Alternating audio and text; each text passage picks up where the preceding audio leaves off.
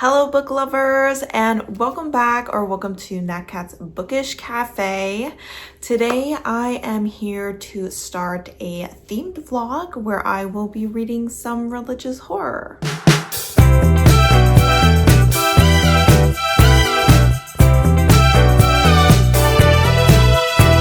Alright, so it is for me the 1st of October. I know that I planned on putting this vlog out closer to the end of the month. I always give myself like a lot of time to do a vlog because I know I'm a slower reader and a slower editor, especially when it comes to vlogs. So I'm sorry you're getting this so late in the month, but you know, better late than never. That being said, I have been wanting to do this religious horror vlog for quite a while. I often say that I do really enjoy religious horror as a horror subgenre, and hopefully that continues to hold true with the 3 books that I'm planning on reading in this vlog. So I'm gonna go ahead and let you know the books that I'm planning on reading, but I will let you know more about them once I actually start reading them. So I have 2 physical books, and then I have one that is on my Kindle. The first is going to be The Starving Saints by Caitlin Starling. The next one is another aardvark book, and that is going to be American Rapture by C.G. Lead. And the third is going to be The Rotting Room, and I just realized I forgot to look up who the author is, but it's listed right here. So as far as the order in which I'm reading these, I was kind of thinking about it. Rating wise, The Rotting Room is actually the lowest rated. Then we have The Starving Saints, and then we have American Rapture. I think The Rotting Room was like a 3.5 something. The Starving Saints was not much higher, closer to like a high 3.66 it might have been. And then this was exactly an average of 4-star ratings on Goodreads. So at first I was like, well, do I want to read them from the lowest rated to the highest rated? But I decided that I would rather read them in the order that I think I'm going to rate them from lowest to highest. So I'm going to start with the book that I think I will enjoy the least, and then move towards the book I think I will enjoy the most. So hopefully, you know, it's better to go from worst to best than to start off like doing really well and things getting progressively worse. So I actually, despite it being rated the lowest, think that I'm going to enjoy The Rotting Room the most. For some reason, this book has stood out to me the most. I think because we have this nun and priest working together, and it was kind of giving me the vibes that we got from The Hacienda. This does not seem to have any romance in it like The Hacienda does, which was by Isabella Caños, I believe. While I didn't love The Hacienda, the kind of dynamic of a woman and a priest working together really worked for me. So that stood out to me. And then the one that I think will sit kind of in the middle for me is American Rapture. This one could either work really well for me, or it could potentially be a DNF. This does deal with a pandemic where people are feeling a lot of like violent lust. So I have a feeling it will include some sexual violence. Sexual violence is something that can cause me to DNF a book. If I'm already not really enjoying the book, it could kind of be like the final straw. I know that was the case when it came to Mexican Gothic. That's why I DNF'd it, because it seemed to be going kind of in that direction and I was already not enjoying the book. However, if I am enjoying the book, while sexual violence obviously still makes me very uncomfortable, it's something that I can tolerate. So with this book, you know, it's kind of an unknown if I will really enjoy it or if I won't even be able to finish it. And then the one I actually think is going to be the lowest rated and therefore is actually going to be the one I'm going to be starting with is going to be The Starving Saints. A couple reasons for this is I did not know that this was written by an author that I have DNF'd in the past. I believe I DNF'd the book last year, which was The Luminous Dead, and I really struggled with the pacing of that book. It was just the weirdest pacing I have ever experienced in my entire life. There were so many times where I felt like the author presented us with some sort of climactic event that would be better fitted for the end of a story, and then the story would just continue, but at the same time the story never progressed in any way, so it was very repetitive and it was a weird experience, so I ended up DNFing it. I have heard that the beginning of this book is on the slower side, which of course makes me a little nervous. However, a lot of people seem to think that the ending makes it worthwhile. On top of that, this one has been described as having some fever dreamy vibes. Fever dream is a label that can, turn me off from a story. Magical realism, fever dream, things like that are usually not my favorite. So I am a little nervous, but I do think that this story is queer. So that has, some things going for it because I do love me a queer story. It is also a historical setting. It is set in medieval times. We are following a group of people that are living in a castle that has been under siege for a very long time. Hope is kind of fading fast and food is running out. So they are starting to worry that they may end up starving to death even if they prevent people from actually breaching the castle. But then it seems like a group of saints arrive and suddenly everything is getting better. But I do believe the story involves cannibalistic saints, so I'm assuming things descend into chaos rather quickly. So I am intrigued, but I am a little bit worried. I am always willing to give an author a second chance, as long as I didn't DNF them because of problematic elements. So I'm more than happy to give Caitlin a second chance, and hopefully this book works out a little bit better for me. So like I said, this is the one that I will be starting with.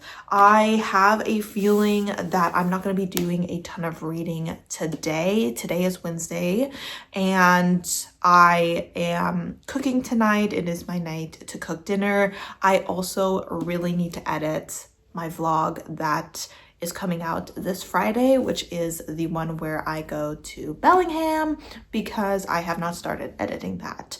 I don't think it is going to be too long, but I do want to focus on getting that done today so I can focus on watching it through and making the thumbnail and uploading it tomorrow without any stress. So I doubt I will check in with you again today, just because I have a feeling that it's going to be a little bit of a slow start to the vlog in between me having a lot of other things to do and this having a apparently slow beginning. But I will probably check in with you once I am a few chapters in to give you my initial thoughts. So I'm very excited for this vlog. Obviously, I want all of these books to be a hit, and hopefully that is the case. If you have read any of these books, let me know in the comments what your thoughts were, and we will see by the end of the vlog if our thoughts align. I'll be interested to see if my prediction of the order in which I rate these books is correct, or if the general consensus on Goodreads is a little closer to how I end up feeling. But that being said, I will go ahead and check in with you guys later.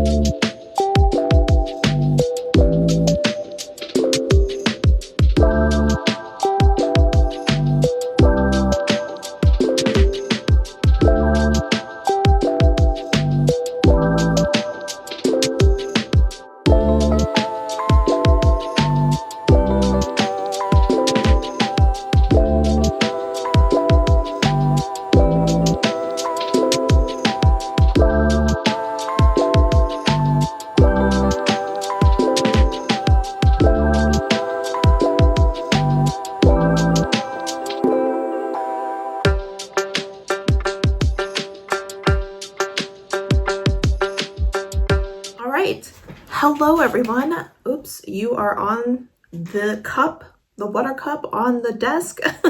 So I'm just gonna scoot back so my knee doesn't hit it and wobble you guys around too much. But I am here for my first update of The Starving Saints. Let me get my little cheat sheet for people's names because I cannot remember how to pronounce these people's names, and even reading it off a piece of paper I'm probably gonna mispronounce it. So I am 45 pages into this book. I think I've met all three of the characters who are gonna be our main MCs and have gotten kind of an idea of what's going on, who is who, what the relationships are. So let me start by saying that this book so far is going well, which is good because this was the book that I had the lowest expectations for. Obviously, I was still hoping to enjoy it, but I was like, man, is it going to be like a 3-star, 3.5? I don't know. So far, I'm really enjoying the kind of world building that we're getting. It's kind of interesting, and I'm also really enjoying the writing. I feel like the story has a much better flow to it right now. My concern was that the pacing was going to be as terrible as it was in The Luminous Dead. Obviously, I haven't even read 50 pages, so it is still early and everything could become muddy and wishy-washy in the middle of the story, but so far I am optimistic. Second, I am a little surprised by the fact that this feels a little bit more magical than I thought it would. I obviously knew that there would be fantasy elements in this once these saint-like beings arrived, but I really assumed that everyone who was hanging out at this under siege castle was going to be a total normie, but it does seem like we have this order known as the Priory, and they are a group of nuns, so it is a religious organization. However, it seems that it is also deeply rooted in like science and inventions, mathematics, biology, all that jazz is going on here, and a lot of people are really kind of hoping that this organization is gonna help them get out of this situation. And one of the characters that we follow, Fosni, is that how you pronounce her name? Maybe. Fosni is actually an ex-member of this order. She's considered a heretic at this point because she is able to, in a way, create what they call miracles like this order can, but she does it in a way that's not ordered because the order is very organized and precise. Like I said, they're very much like a scientific organization where they do trial and error and write everything down. Their research is very in-depth, and hers is kind of like, well, this plus this might equal this, and so this and this, and maybe we'll try this. And she tries some things that they very much frown upon, and so she was kicked out. However, this castle had a knight who was essentially in charge of protecting it, and he kind of took her under his wing. And when she was able to purify the kingdom's water, or the castle's water, when the order was unable to do so, the king and this knight were like, okay, you know, we're gonna go ahead and trust you to maybe keep doing your research, your wild woman ways, and hopes that you are gonna be able to produce more food for us. Because right now, the food is the main concern, the starvation. At the beginning of this book, they have maybe 2 weeks worth of rations, and people are getting a little antsy. There is a riot. People are getting angry and desperate, and that makes the situation even more dangerous. And after this initial riot, the king goes to Fosni and is like, have you made any progress on creating food? And she's like, no. I don't know what to tell you. I mean, I can't really make food out of nothing, but you know, I'm trying. And he decides to send Vonye, who is his knight. and he decides to send her to oversee Falsny and her research. And Falsny is not happy about this whatsoever because she has done so much trial and so much error, and she does not want anyone to witness her terrible mistakes, I guess.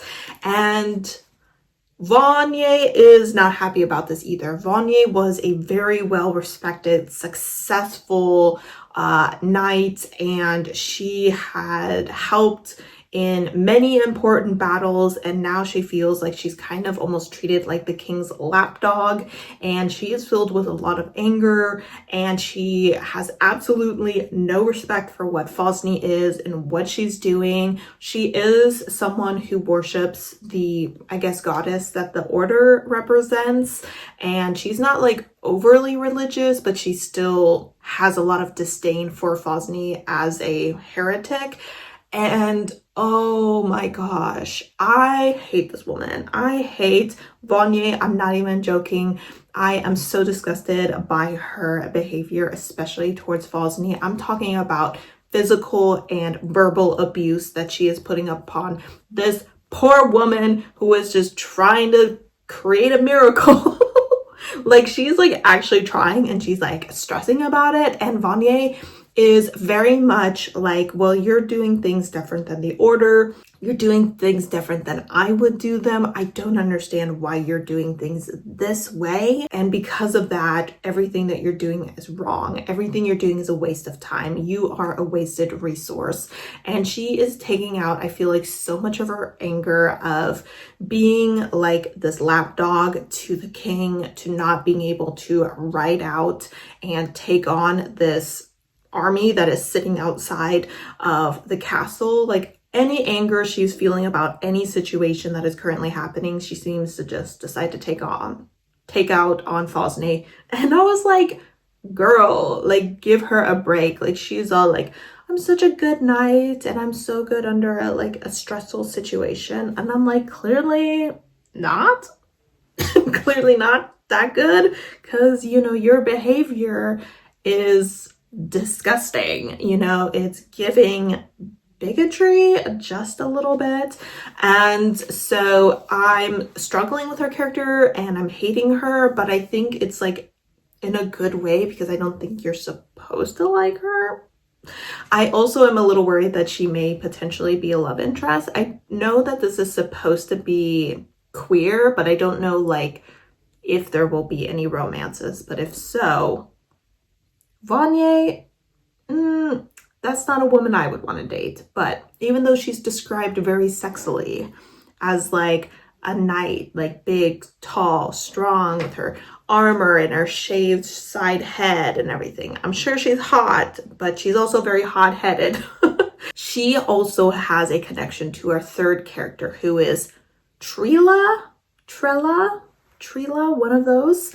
And it seems that Trilla is the daughter of a baron or someone who is very powerful, who the king accused of treason. At this point, we don't know if he actually committed any sort of treason, or, you know, obviously we've only heard about it from her point of view, and she would see the destruction of her home in a very negative light.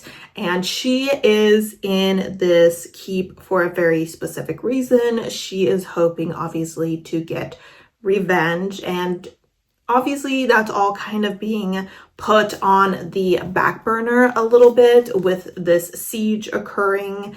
That was not obviously part of her plan. At this point, survival is her main goal. And she obviously is a fallen noble woman who is just very clever. She's a very intelligent person. She has done a lot to allow herself to, I don't want to say fully thrive in this situation, but she's definitely doing better than a lot of other people, despite the fact that she's not close to the king. Our other two characters are doing better than the other peasants because they are close to the king, and so are getting more food and whatnot and have better quarters. However, she's very much amongst the rabble, but she's still doing well. So I think she's an interesting character, and I'm interested to see what role she plays in the story, especially because it seems like, based off of the last chapter that I just read, she might have just had the first communication with these saints. Something spoke to her, so I'm intrigued to see where that goes. So all in all, the situation is definitely dire. Things are not going well. There was kind of this situation that happened that made people think for a while that, oh, okay, we just won. Everything's fine now. Okay, everything's gonna be good. And then they realized, no, they're still exactly in the same situation they were in before. And so I think that kind of the last of their hope is gonna disappear. So it's probably a good time for these saint-like beings to arrive.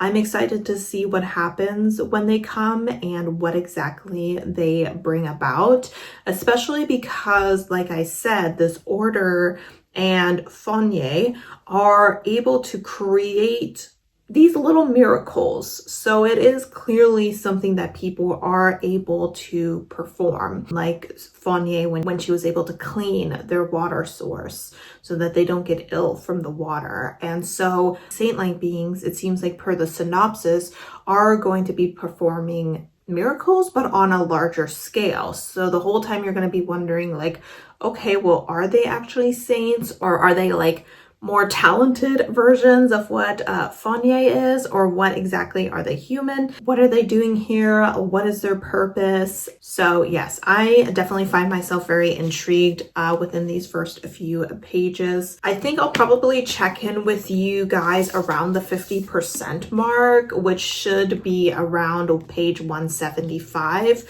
So I got about another 120 pages to read before I check in with you. Hopefully a lot of exciting things have happened by then. Like I said, a lot of people have said things are kind of slow and boring in the beginning, but I've been kept entertained. So we'll see if I agree with other people. But that is my update for now. I should hopefully have more time to read now that I've finished all my editing and uploading for this week's Friday video. I will go ahead and check in with you guys whenever I happen to get halfway through this book.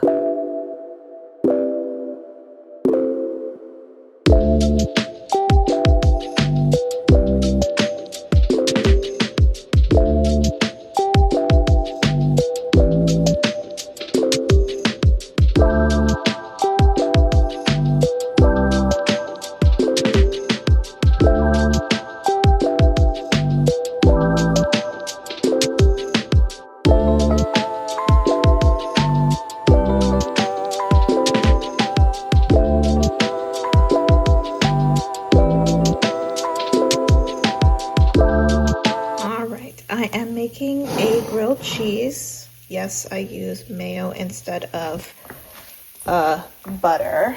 We're gonna flip, maybe.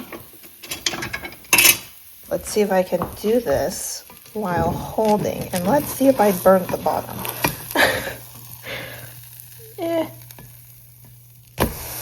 Oh no, that's pretty perfect. That's pretty perfect. And I do have strawberry jam. So it's strawberry jam with American cheese. And then when it's done, powdered sugar. Okay, guys? Trust me. It is so good. Why did I just hear my cat? Where is he? Where are you? I heard you, but I don't see you. There he is. He's like, here I am. Please let me out. For some reason, our cats have been very opposed to using the cat door lately. Has anyone ever had it where their cats, like, I don't know, they refuse to use the cat door? And I don't know if it's a smell thing, but if you've had that, let me know and what you did to fix it, because we can't just keep opening the doors for these lazy bums. Ta-da! You can't tell me that that doesn't look yummy. Unhealthy, but yummy. All right, guys, you're just gonna have to see the bottom of my Ampelmann. I hope I say that right. It's like the German equivalent of the green walking man when it's okay to cross the street. So I just spent $200 at Ulta, because every time you go to Ulta, you just end up spending a lot of money, and I had quite a few things that I need to refill. There's a couple of things that if you have used them, let me know, because I keep mixing up like the shampoo and conditioner that I use, because I'm just not like super happy with, like, my hair feels really dry, and it's not like the ends are splitting, so it's not like it's dead, and I don't use heat on my hair very often. I'm kind of wondering if it's like a water issue, because my sister, every time she comes down here, she complains about our water, and of course we're on a well, so I don't know if that does anything. But that being said, a couple of things that I usually get. This is the eyebrow brush that I get. I remember when I was young and I was like plucking my eyebrows and waxing and threading, and I was like, oh my god, my eyebrows, they're so bushy. And now what I wouldn't get for bushy eyebrows, trust me, like every time I did that, my mom was like, one day you're gonna miss your eyebrows being like bushy, and you know, because it's easier to get rid of hair than to add it. And I was always like, yeah, whatever, mom. The amount of times that your parents are right and you just ignore them as a teenager is astounding. Another thing that I use, I like these like little elf lipsticks because they're moisturizing, but they add like a little bit of tint. That's kind of what I'm wearing right now. That way I don't look like the living dead with my pale white woman lips. And then the third thing that is in here that I usually use, there we go. This, I have this in red and in my more kind of brownish, reddish maroon color lipstick that I like, and I decided to get it in a more pinky tone because this side right here is like the matte color, and then this is like a clear liquid that gives it like a shine, and I think it lasts really well. And then this right here is the hair oil that I use, and for the most part I do quite like it. So I've been using that for a while, and it lasts a really long time as well. But here are the products I've never used before, so if you have used them, let me know. One, I think my sister used to use this brand. I needed a new toner, so I got this one. One thing is I have very sensitive skin, so I went with the unscented. And this essentially I just use at night or like right before I put on makeup, before I moisturize, just to make sure like any excess oils or makeup or anything is removed. So this right here is what I'm gonna start using. We'll see how it goes. I did also get a new makeup brush. I use a sponge to put on foundation, but I also feel like that's kind of a waste. Like those sponges really absorb a lot of foundation, and I'm like, girl, foundation is not like inexpensive. So I'm gonna try these little brushes that are kind of like tilted and they're more compact, because I've tried brushes in the past and it's always been kind of streaky, and I was like, well, I don't like how that looks, so we'll try it out. I'm curious. Then I did get this brand for conditioning because it says it's good for moisturizing and anti-frizz. Also, I usually like to use products that don't test on animals, and that is this one apparently. So we will go ahead and give this guy a try. I did pick up a new shampoo as well. This one focuses on scalp and hair health, because I was using like a serum on my scalp, because the best way for me to know that it's time for me to wash my hair is my scalp starts to itch, and I just feel like I don't have the healthiest scalp. I luckily don't deal a lot with like dandruff or anything, and I wash my hair about twice a week, and it doesn't get too oily or anything like that, or too much buildup, but it does, you know, bother me a little bit that it gets a little bit itchy after a day or two. So I'm hoping that this might help with it. I have never heard of this brand before, but since it had hair and scalp health, I was like, I will give it a try. If you have used this, let me know. If you have used any other product that like really helps moisturize both your hair and your scalp, let a girl know, because that's what I'm fighting for my life for right now, guys. And then I got this product, Bean Essence from Moksoon, which I guess is just kind of like a serum you put on your face. It's supposed to be like a really light exfoliant, but also moisturizing. And like I say, I have pretty sensitive skin, so I don't often use like exfoliants outside of like a gentle scrub. Like a chemical based peel usually causes me a lot of pain, especially in this area. So I saw that a lot of people were talking pretty highly about this guy. Let me actually open it so you can kind of see like what it looks like. I'm gonna see if I can use my handy dandy, my little house key. All right, so here we go. And they say you only need like a little bit of it. So we will see how that works, because I do still struggle a bit with acne. Sometimes it's pretty good, like right now my skin is really nice. Other times you can tell I'm stressed or on my period or something. And obviously I'm turning 30 this year, so I am getting older, so I'm trying to focus a little bit more on just making sure that I take care of my skin and everything. So that one is also vegan, so hopefully it's not tested on animals either. It's mostly in Korean because it's Korean skincare, and apparently the Koreans know what they're doing when it comes to skincare. So I'm gonna give it a try. That is everything that I got.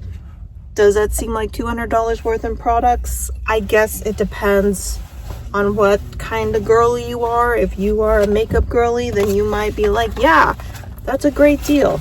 Me on the other hand, I'm like, well, that's just part of being a girl. You just gotta buy that expensive makeup and make sure you look good and everything. But yeah, no, luckily I don't do a lot of makeup or anything hauls, so I spend most of my money on books, like the irresponsible book lover that I am. But that being said, I'm gonna go head over to Trader Joe's, which is bad because I am hungry, so I'm probably gonna buy some unnecessary snacks, but that is just life. And then I'm gonna pick up some sushi. It is Friday and my mom is out, so it's just me and my dad, which means I probably won't be reading because I will probably hang out with him, because I don't like to leave him all alone on the couch because it makes me feel sad. And also, you know, who doesn't love some daddy-daughter time? So that is that. No updates for the book right now. I am approaching the 100-page mark and continuing to enjoy it. But like I said, I would check in with you around 175 pages. So fingers crossed I check in with you guys tomorrow, but I got to do quite a bit of filming because it is the freaking weekend, guys. So I will see you guys later.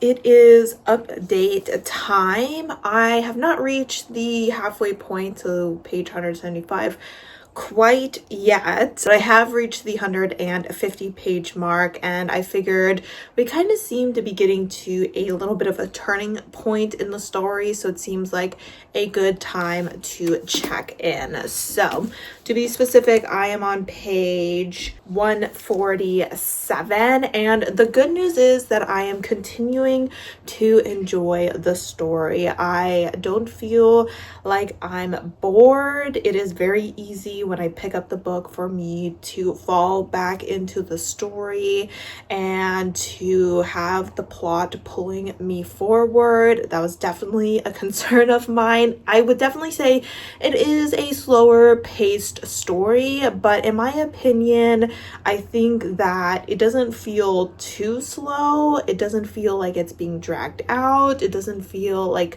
nothing is happening or that repetitive things are happening. To me, there's always new information, new events occurring that are pulling the plot forward and making it so that I want to continue to read to see what happens next. So I am very pleasantly surprised with my experience with the story so far. I definitely went into it with low expectations. I thought this would be my least favorite book, and of course it could still be, the other ones could still be better, but it is definitely exceeding my expectations, so that is good news. We have been introduced to the Saints. At this point, our characters are still not really sure how they came to be. One of our characters thought that she might have an idea of what brought them here, but it's seeming like that may not be the case, and now she's starting to think that they are even more dangerous than she initially thought. I think it is kind of interesting to watch this whole thing play out through these three different points of view, because we have three people who feel very differently about what is happening. We have Fosne, who herself has some sort of abilities that she herself doesn't fully understand. She doesn't fully understand how she has brought about certain miracles that she has brought about. Things seem to be getting more and more chaotic and less clear for her, and she's not having the greatest time. I almost feel sorry for her. She is like on the brink of death, on the brink of starvation, and yet she is using all of her energy to just kind of figure out what she can do to prevent whatever tragedy she feels is on its way because of these saints. On the other hand, we have Trila, who is still looking to escape this castle, and she is very much not believing that these saints are a good sign, that they are their salvation. But unlike Posny, she feels like it's not really her job to figure out what's going on or to save anyone. She's just like, hey, I want to get out. I'm here to take care of myself, to save my own hide, and if there's someone who can help me do that, sure, that's great, but I am only tying myself to people who can benefit me at this time. And then third, we have the knight, Sir Voin, and she very much has become enthralled by the saints, and it seems like the saints are causing a lot of confusion within the group, a sense of controlled madness where it is very clear that people are not acting the way that they should, but it's not chaotic. If anything, everything is a lot more peaceful and controlled than it was when everyone thought, you know, their lives were coming to an end and all hope was lost. So are the saints a bad thing? Are they a good thing? What is their goal? Why are they here? What brought them here? We still don't know. None of our characters are really sure exactly what to expect, except for the fact that all three of them are chapter after chapter realizing more and more just how dangerous the situation is that they are in. So this book is definitely building to something, and I am very eager to see what that something is. That is all I really have to say for now. I will say that Voin, I know I was kind of bashing on her in my first check-in. She has grown on me a little bit. She's definitely an interesting character. I would definitely say she's not likable still, but she seems to really be a pawn at this moment, to have very little control over, you know, what she thinks and how she perceives things, and she's constantly seems to be trying to figure out exactly what she should be thinking and where she should be and what's right and what's wrong. It's very clear that she is in a pretty desperate situation, so I definitely feel some sympathy for her, and I feel like she has a very complicated relationship with both of the other characters, and both of the other characters have a very complicated relationship with her. All three of them are pretty much connected at this time, but I would say that Voin is definitely the strongest pillar that connects these three characters. So I'm interested to watch these three characters continue to grow and to kind of see the three of them interact more as things become a little crazier and crazier. That being said, I will probably not check in with you again until I have finished this book, which probably won't be for a few more days, knowing me being the slow reader that I am. But the good news is that for now, I am enjoying it, and hopefully we continue on this trajectory.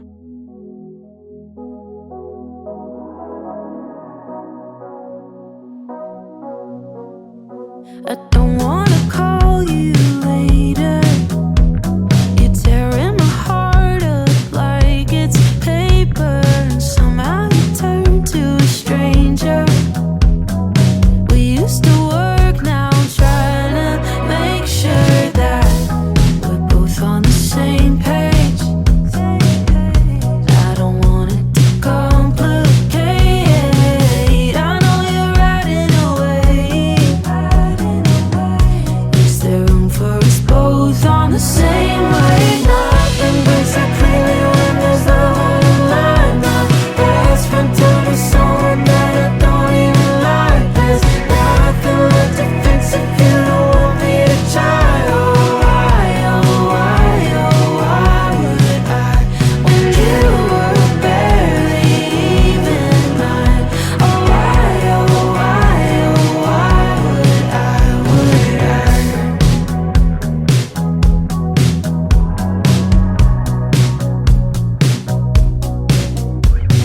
I should've known from the start that you were a waste of an open bar towel, wiping my feet on the doormat.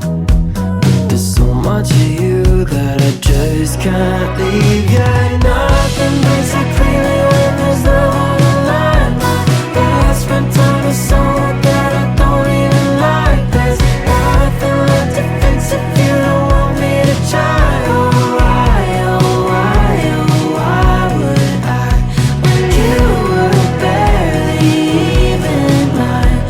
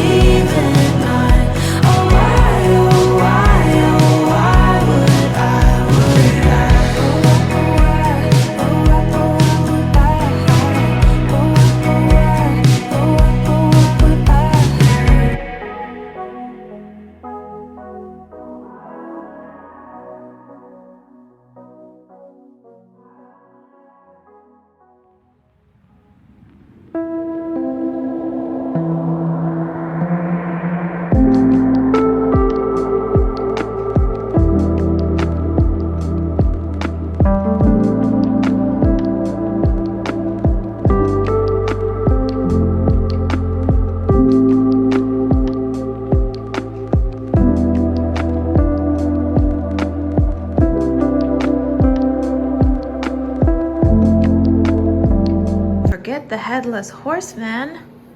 It's the headless cat. Where's the tofu head? Oh my goodness, is it that cold? Is it that cold, baby? Oh, big stretch. Yes. All right. We'll put your little cover back on. All right, everyone. Lighting is... It is that time of year where the natural lighting is not as present because it gets darker earlier and earlier. But I just got back from the gym, but I told myself I was not leaving the treadmill until I finished this book. Now, after about an hour, I did end up leaving the treadmill because my feet hurt.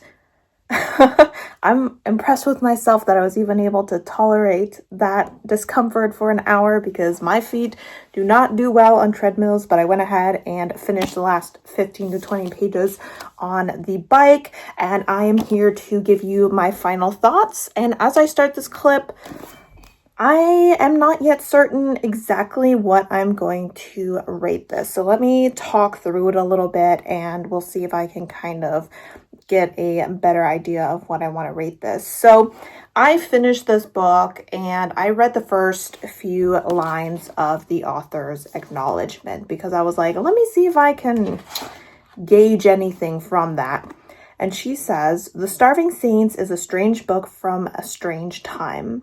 I wrote the first draft at the tail end of 2020 after my first miscarriage of what would be many, living largely in lockdown. I was, to put it simply, a mess."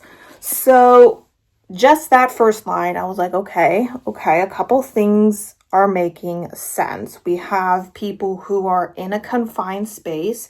They are in a deadly, desperate situation. People are starting to lash out and are starting to become more and more fearful of the situation. We have characters who are constantly feeling confusion. They sometimes don't have control of their mind or of their body. They're not really sure what exactly is going on. They kind of waffle between wanting to stay and put things right and just wanting to leave the situation behind and just never look back. And I can just feel that a woman who is going both through a global pandemic as well as the traumas of miscarriage could definitely relate to some of the things that the characters are going through. I mean, things get messy, things get confusing, things happen that you don't want to happen, that shouldn't happen, and the whole time you are just trying to keep your head above water and are just trying to survive and do what you think is best for yourself and maybe save a few other people along the way. That being said, despite the fact that, yes, reading that makes more sense or has the story making a bit more sense, it lost me a little bit in the second half. In the first half, I was like, hey, I don't know what people are talking about with like pacing issues. To me, I'm having a good time. I'm enjoying the story. I feel like it's progressing. However, we reached that 50% mark and I started to feel some of the things that I felt when I was reading the author's other book, Luminous Dead. That's what it was called, right? The Luminous Dead.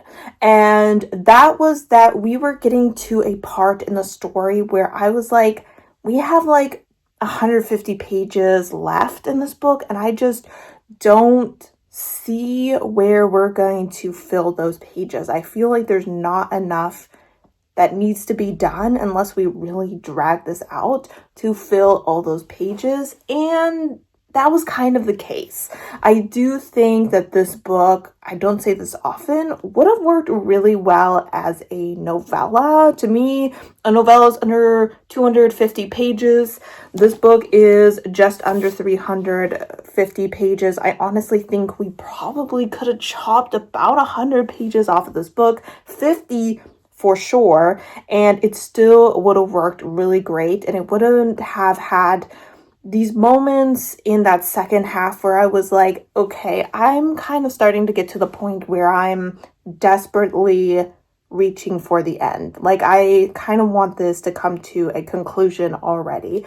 I feel like once your reader starts to hope for the end of the book, that you've lost them a little bit. At no point did I think about DNFing this. I would say I was never like outright bored because I do think the writing was good. I do think that she has good writing, and despite the fact that this was kind of her first experience writing a book like this, that she did a good job. It's definitely better than The Luminous Dead, so congrats, improvement. We love to see it.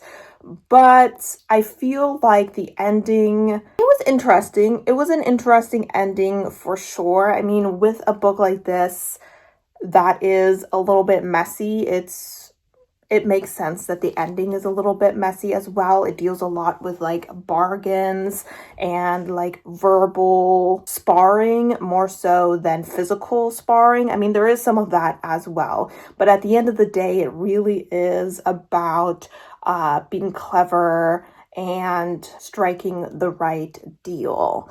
And I mean, I approve of the ending for sure. I mean, I think I do like the ending, but a lot of the second half went into that fever dream vibe that a lot of people talk about when they talk about this book. And fever dream vibes are just not for me. I felt often like I was trying to get my footing into what exactly the author was trying to say. Like, when I stand here before you guys and talk about this book, what can I say that the author is trying to tell us through this story?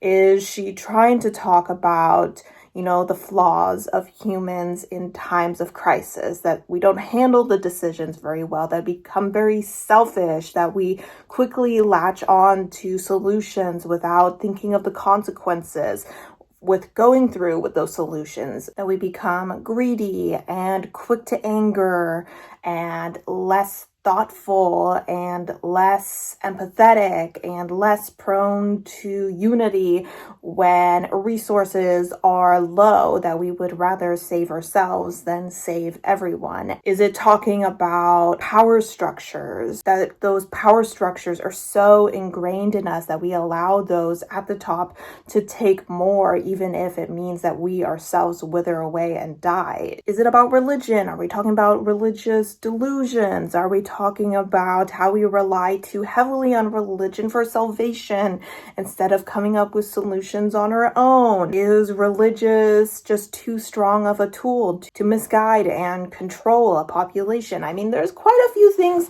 that you could probably get out of this book, but I mean, it's kind of a little bit all over the place. So you're just like, okay, like what are the themes? What should I be getting from this book? I know that not every book is supposed to be sending some sort of massive message or anything, and that's totally fine. But I think that I just had a little bit of trouble, especially in the second half, finding my footing. And sometimes to me, that can be a little bit frustrating. On top of that, the characters, I thought they were interesting. I really did. They were rather unique. They each had their own personalities. They had their own goals. They had their own character arcs. They were growing and changing, and their relationships between each other was shifting. It was complex. It was confusing. Oftentimes they didn't seem to know where they stood with each other or even where they wanted to stand with each other until the very end. So it was interesting to watch, but I can't say that I'm overly attached to any of these characters. There were a few moments where the characters were definitely in life or death situations, and to me, I just noticed that I wouldn't have cared that much if one of them had died. Is it because there would have been two other characters to still follow? Was there too many characters? I don't think that's the case. I think I just wasn't that invested in them, to be honest. And as someone who is character driven, that is unfortunate. Overall, I guess what I'm saying is this book, for me, was better in the first half than the second half, despite the fact that I've heard it the other way from other people. I think that especially if you are someone who likes those fever dream vibes, this will definitely be for you. If you're okay with stories that are a little bit more on the messy side, that you definitely can think about and take a lot away from, but it definitely just takes a lot of pulling strings apart and trying to figure out where each string leads kind of situation. I think this book is for some people, and it was more for me than I expected it to be. But I think that because there was such issues with the pacing in the second half, that the ending was slightly anticlimactic in my opinion, despite the fact that there were good aspects to the ending, and the fact that I wasn't as invested or attached to the characters as I would like to be after spending so much time with them. I do think that I might have to settle on a 3-star. It's a relatively high 3-star, but considering the fact that I was thinking it would be a high 4-star at the 50% mark, it definitely fell for me, which is a bummer. But I think 3 stars feels pretty good. If I did quarter ratings, it would be like a 3.25, but I don't. So I'm going to go ahead and go with a 3-star. I'm glad I read it. Am I going to read this author again? Potentially, because I definitely think that there was a massive improvement from the first book I read. So she could definitely be an author that grows on me. Will I be purchasing her books like I did with this one? Probably not. Probably something I will get from the library. And at the end of the day, despite giving it a 3-star, I do still think that I enjoyed it more than I was expecting to, especially since I went into this a little bit nervous that it would be a DNF like her other books. So that is the first book in this vlog. Today is the 7th and it is evening, and we need to not be taking 7 days to read books. So let's talk about the second book I'm going to pick up. All right, guys. So the next book is American Rapture by C.G. Lead. Now, I believe this is about 20 pages longer than the last book. However, I'm hoping to read it in less time. Let's see if I can do it. The good thing is, like, once again, this is an aardvark book, and they do have rather big margins and decent sized text, so that definitely helps. But this is a pandemic story. We are following Sophie, a good Catholic girl who is unfortunately stuck in what we could almost consider a zombie apocalypse. There is a virus that is spreading, and it is causing people to go feral with lust. And she needs to navigate this hellscape so that she can find her twin brother. So I am very excited to check this out, yet I am also very scared because of the whole potential for sexual violence, but we will see how it goes. I will probably once again try to read about the first 50 pages or so and check in with you. I'll probably try to do a little bit of reading tonight after I shower and eat some dinner. The good news is I was in the process of binge watching the first season and the first 3 episodes of season 2 of High Potential, and I'm all caught up on that. So hopefully now that my current show obsession is not available to me because I'm all caught up, I will be dedicating more time to reading. So hopefully I will be checking in with you tomorrow for my first update.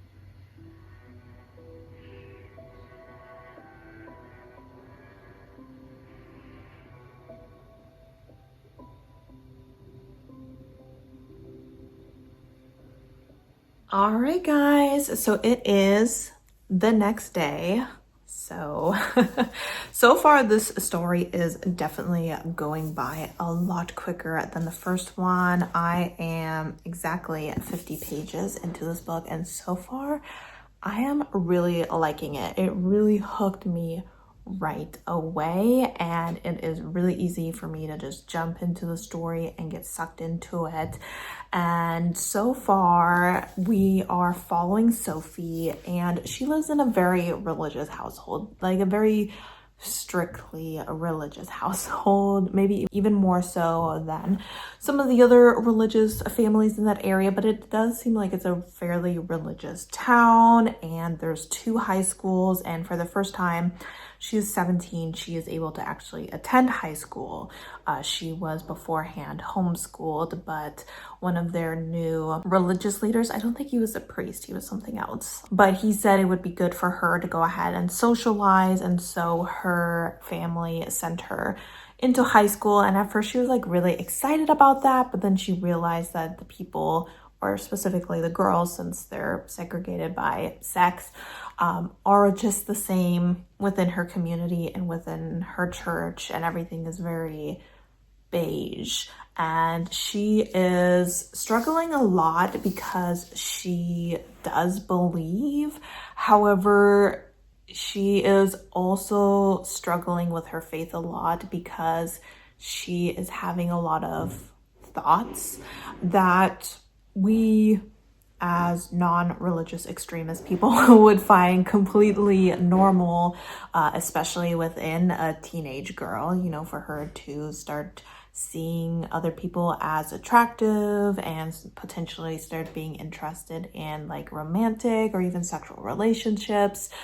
She's starting to notice that her body is changing and becoming oh my gosh, she had this conversation with her mom about how it's her duty to, you know, dress conservatively so that she doesn't tempt other people into sin. And her mother tells her about a time when she was sexually assaulted because she was wearing skirts, and how much it was her fault that that happened, which obviously, like, do not ever teach a young woman that rape at any point is her fault. Like, do not do that. And it's really sad that her mother believes that.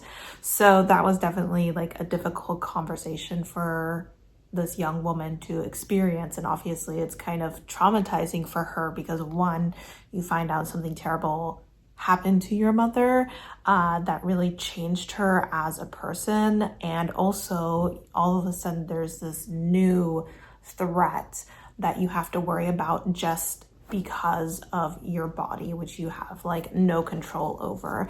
So it's definitely not, or she's definitely not living in a very, I would say, good household. Like I mentioned in the synopsis, she has a twin brother. He is at a facility. He was sent there 5 years ago, I believe it was. So when they were about 12 years old, and it is a religious facility where troubled children go. I would say this book is definitely queer. So because it happened so early in the story, and because I suspected it from the very beginning, it is not just for young queer people, but he himself was found to have some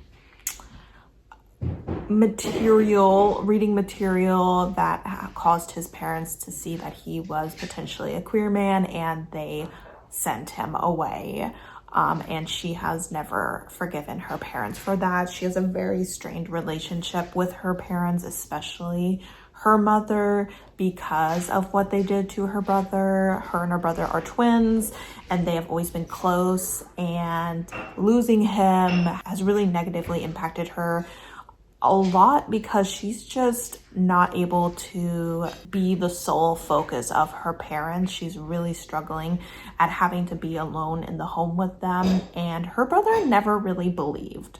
Like, he was always telling her when they were together, like, demons aren't real, none of this is real. He was never a believer. He was always the problem child, and there was a part of her that always wished that she could be like him, but she just was told day after day The devil is just sitting right behind you, waiting for you to have a sinful thought, that if you do anything bad, if you think anything bad, that you're gonna go to hell and you're gonna burn and you're gonna suffer for eternity. And that's, if you hear that day after day, then, she, to a degree, believes it. And that's why she is struggling so much with not being able to control her thoughts, with having these, what she perceives as sinful thoughts, and the rest of us perceive as like totally normal thoughts. So I definitely am really intrigued by this character and to kind of see where her journey takes her. We so far have heard like little snippets of there being a flu that is going around. It kind of started in the northeastern part of the country, and she lives in an area where they really restrict the kind of information that is given, like especially like her parents don't really tell her much about anything.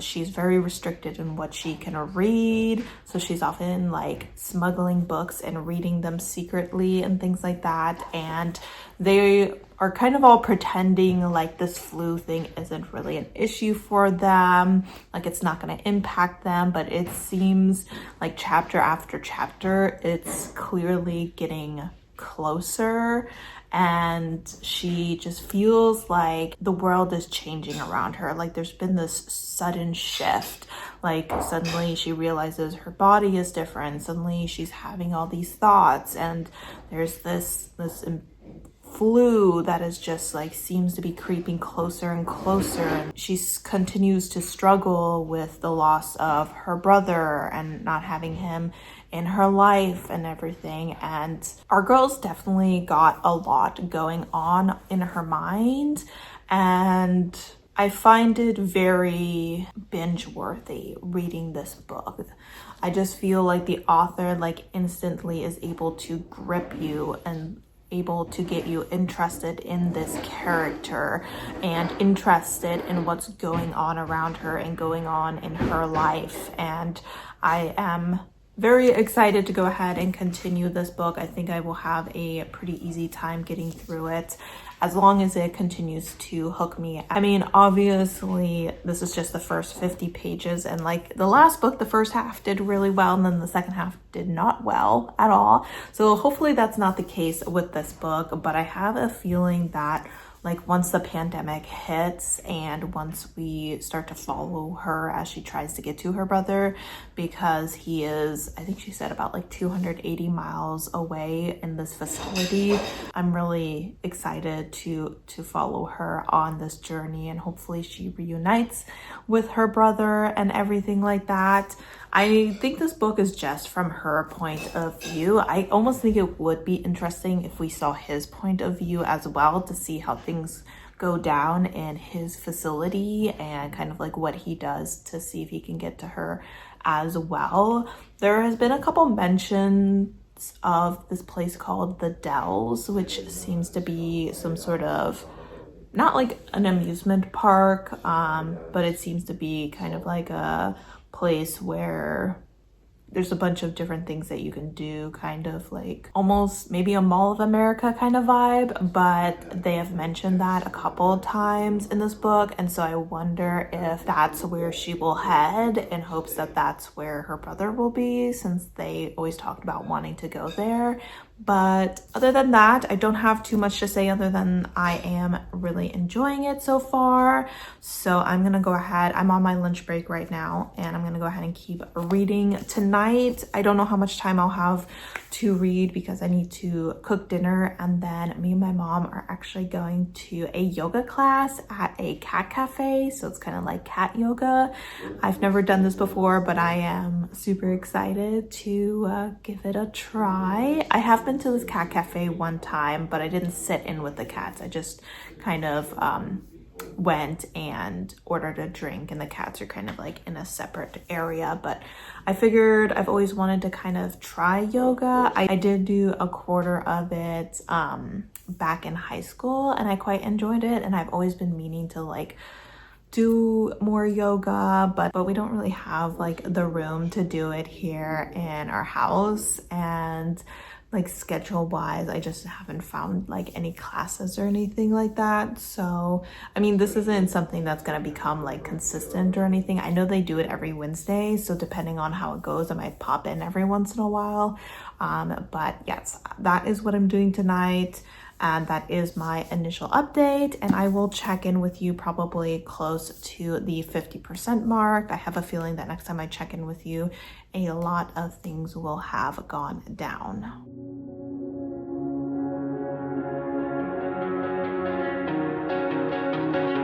But your parents came in the cul-de-sac, leaned back in a leather-clad seat, pack of spirits in your Prada bag. Suburban summer 17 was a roller coaster ride, a manic pixie dream girl right beside me.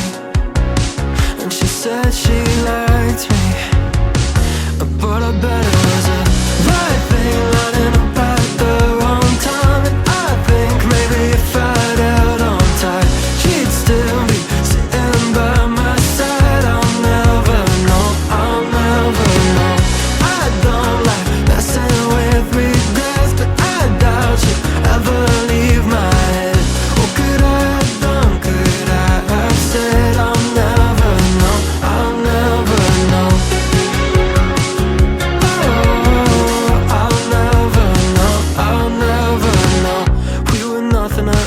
And I kinda like that. Came from different sides of the crosstown tracks.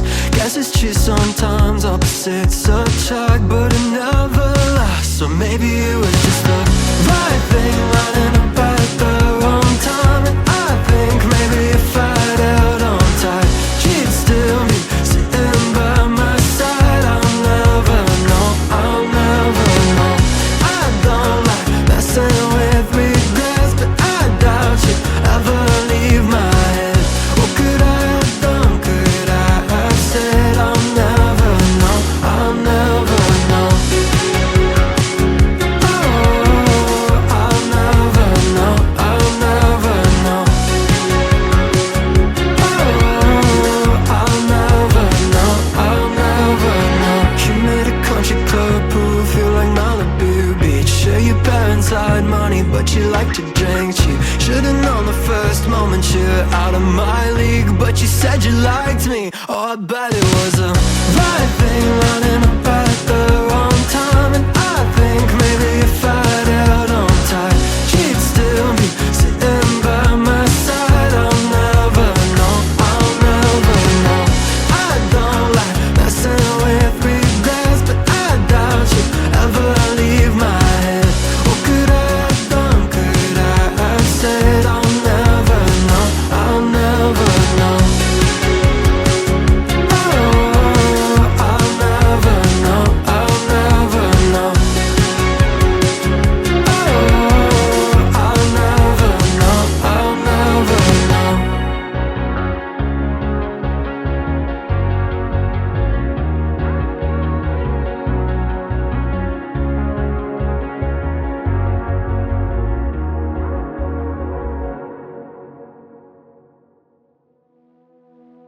It comes and goes in the blink of an eye.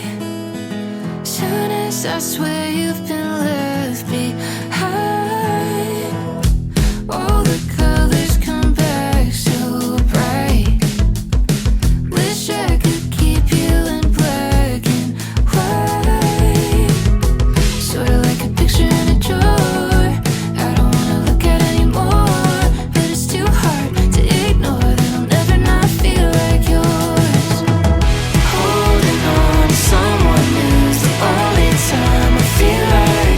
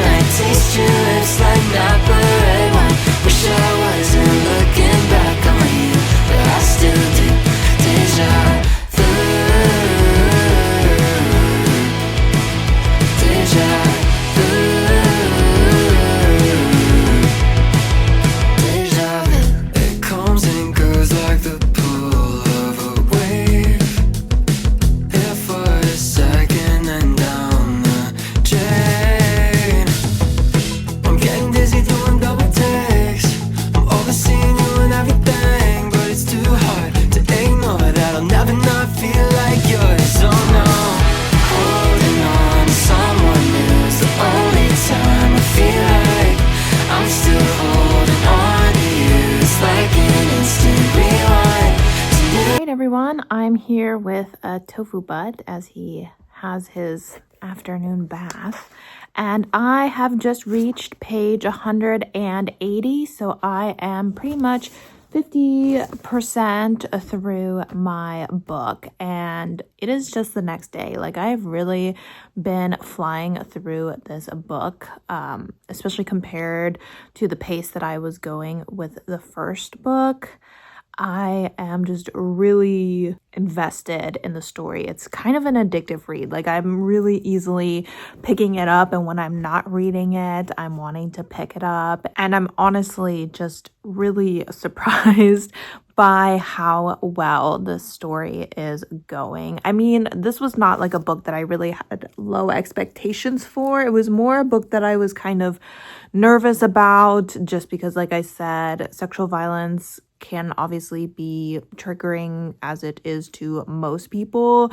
So far, there hasn't really been anything too extreme. There has been a couple close calls, and it's very clear that, you know, rape is what is happening to people, but there hasn't been anything like overly descriptive or anything too off-putting or grotesque. So far that is good, and I'm kind of hoping that it stays that way.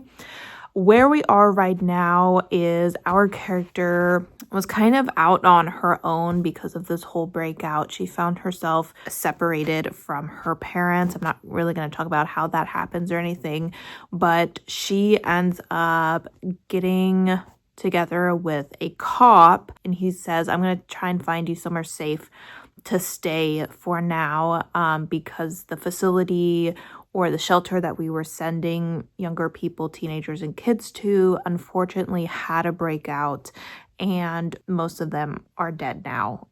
So it's no longer safe for you to be there.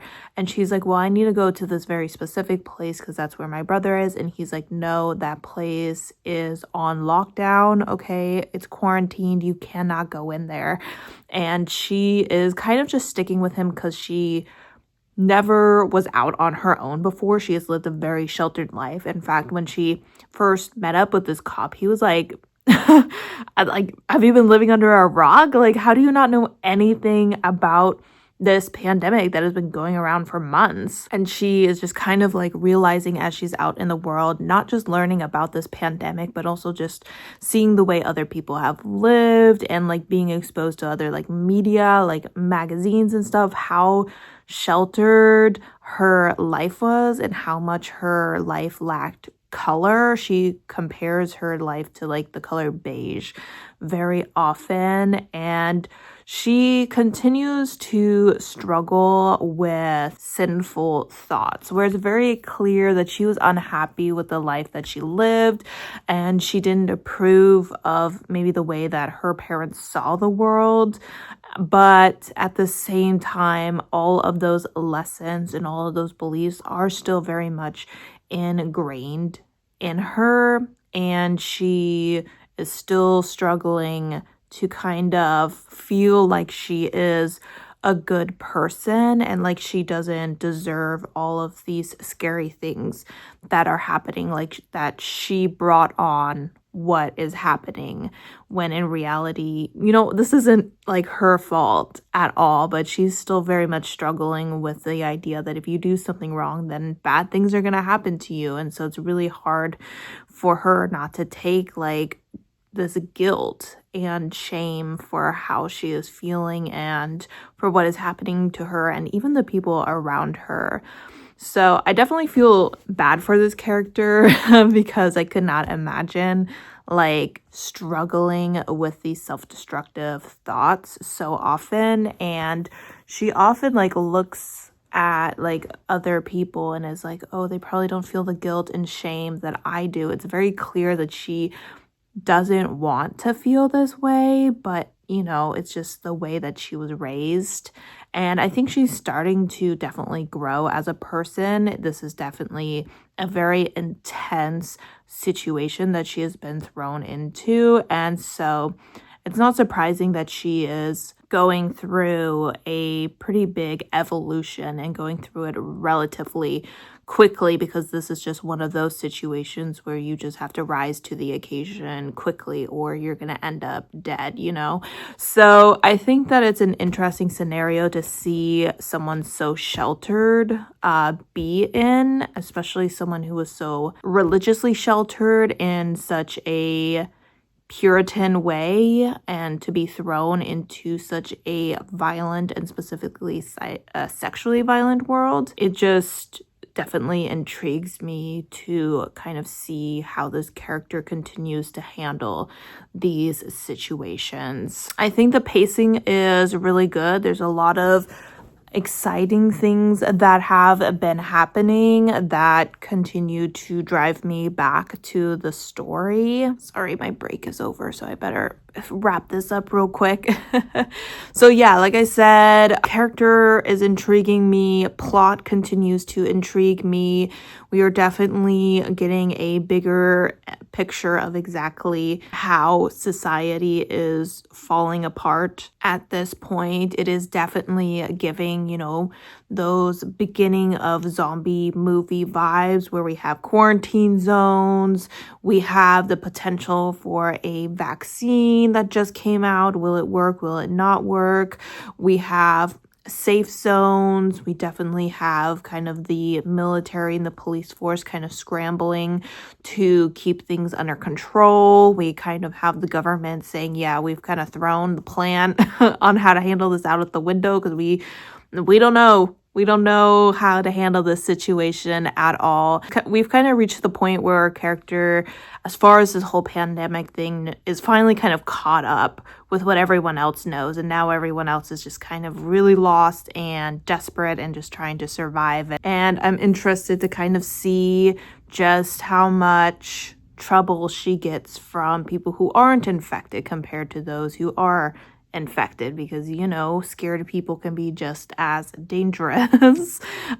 We know that pretty well from any zombie movie or post-apocalyptic movie that we have ever seen. I don't know what it is about this story that is so addicting.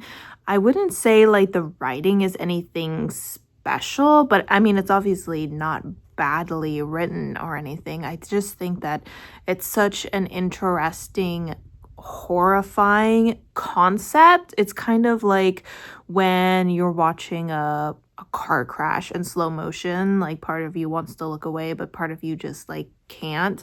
So I think that is what's pulling me forward in this story, and also just being really invested in her finding her brother. I really hope that he is okay. I mean, we've only got like little glimpses of him, but I just keep imagining like this young boy, this young 12-year-old boy who was raised in a very religiously strict family, realizing that he's queer and having his family like throw him out because of that, and being separated from his sister, who's the one person who really kind of loved him unconditionally. And I want him and his sister to both be okay and to come out of this on the other side. So the fact that I'm so invested in the well-being of both of these characters, even one of them that haven't spent like any time with and I've only gotten little flashes of, is probably another reason that I'm so eager to continue the story, because I want to get to the ending and I want them to be okay.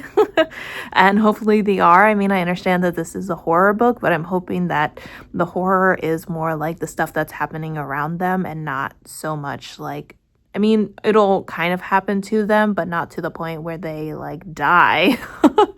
So, yep, I am 50% through. We are making excellent progress. Today is Thursday. It is unfortunately a gym day. I know.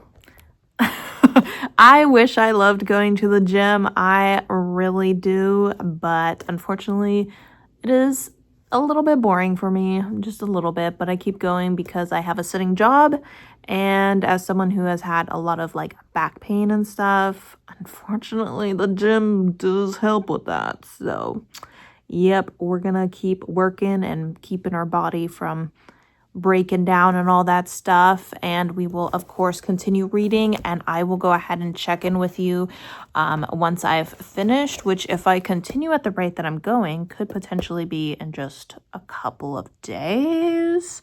So who knows?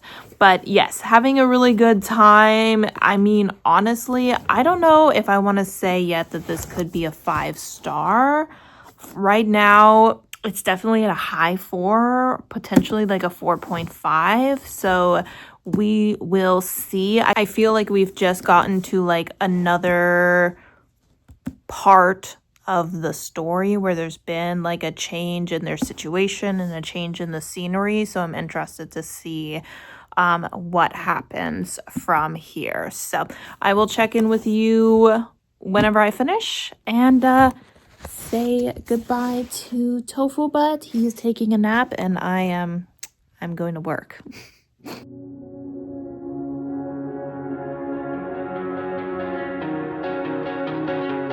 Parked your parents came in the cul-de-sac. Leaned back in a leather-clad seat. Pack of spirits in your Prada bag. Suburban summer 17 was a roller coaster ride. A manic pixie dream girl right beside me. And she said she liked me, but I bet it was a right thing running about. It's just me in the car with no umbrella, no jacket, no hood. I just got back from the grocery store, but I do have to go and pick up our dinner for takeout. Rain is good. I keep telling myself that rain is good, and I'm not made of sugar. I said I'll never know, I'll never know. Oh, I'll never know, I'll never. I have finished American Rapture. Let's just say the emotional damage came fast and hard and a little bit unexpected. I was feeling real good. And then and then that ending. Oh, I teared up a few times. That was a rough ending. I'm gonna be honest. I think I have to give this book 5 stars. I think this is exactly what I want when I say I want religious horror, when I say I want religious trauma, what I want when a character is undergoing this massive, painful unlearning of religion, shame, guilt, judgment. This is like a book that I'm gonna be thinking about this. I'm gonna be thinking about this book and the characters and what they went through and the messaging and just everything about this book. I just like don't understand how someone could not like this book. It is so good.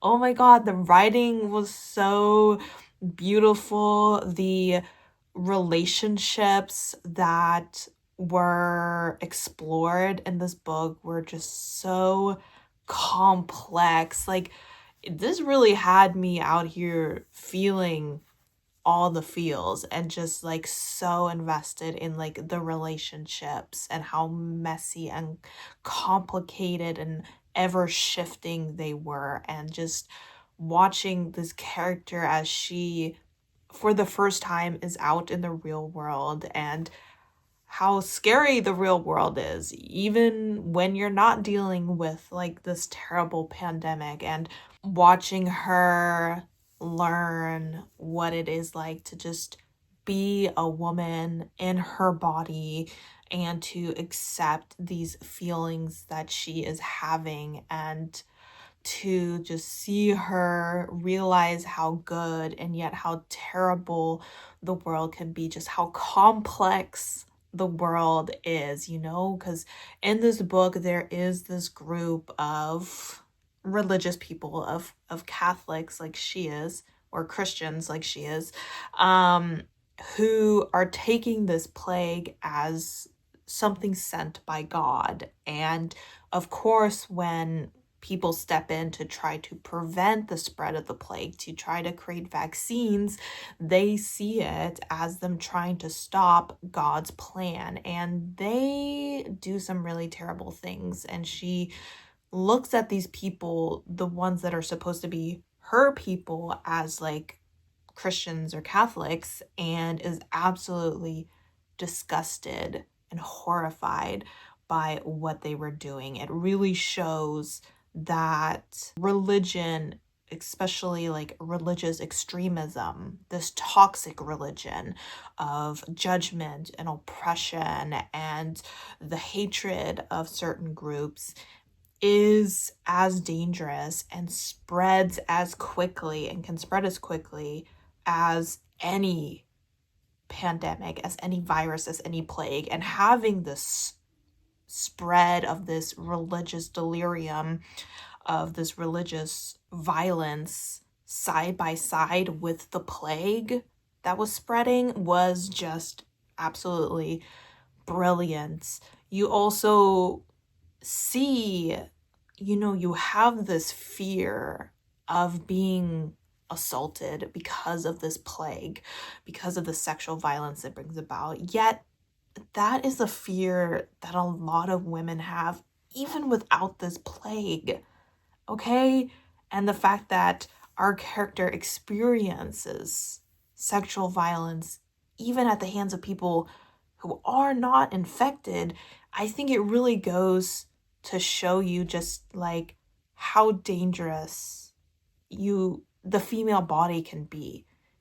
Just how much power the female body has. She like really starts to realize that like this body can be very dangerous because of the way that people respond to it, but it can also be incredibly powerful because of the way that people respond to it. So just the way that the female body and what it represents, the way that that is kind of interwoven throughout the story, incredible. Yeah, no, honestly, 10 out of 10. This book was just hitting home run after home run with everything that it was trying to do. Just watching this character as she was growing and coming into her own beliefs.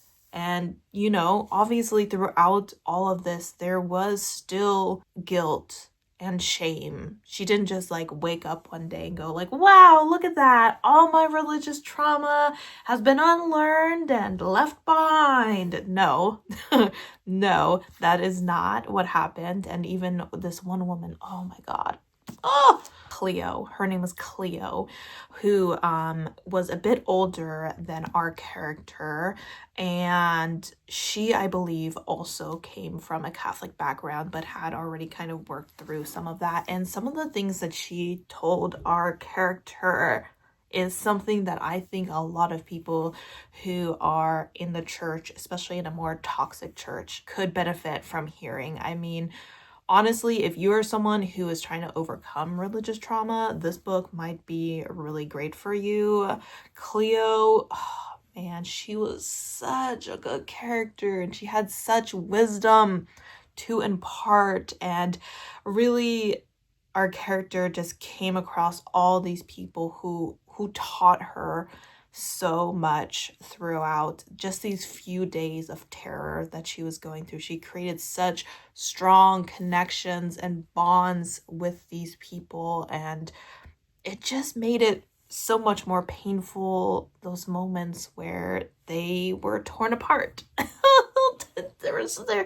Yeah, not everyone survives this story. It is a horror story, unfortunately, not the happiest of endings, but it does have a hopeful ending, and I think that is the best thing that you can do with a story like this. We are still definitely in the thick of it.